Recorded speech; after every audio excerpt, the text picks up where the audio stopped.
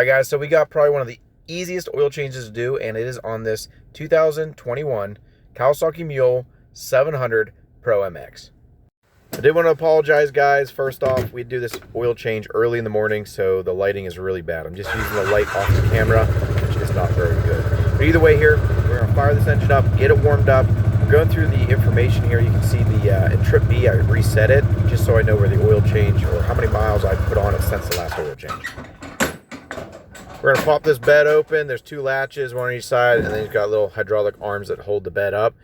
And you can see the engine, and right there you can see the oil filter. Now we're crawling underneath the passenger side, and you can see there's two plugs, it looks like. The top one is the one you want. It sits down a little lower, and it's a 17 millimeter.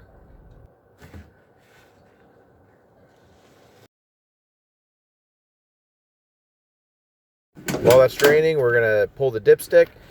We just need to lift this seat. There's a little latch right in the middle, real easy.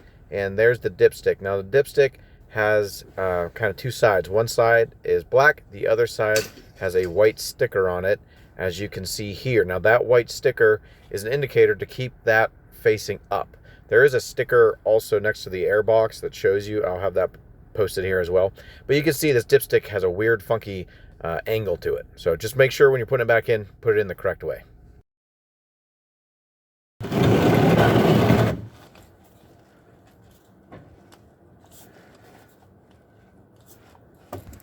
So I found these oil filter pliers that my brother had, and man, these things work awesome. I think you can get them at Harbor Freight. I'll post a link to them if I can find them. But either way, they worked amazing. Made life a lot easier. Now this filter wasn't on very tight. You could probably have got it off just with your bare hands. Either way, using the tool made life a lot easier.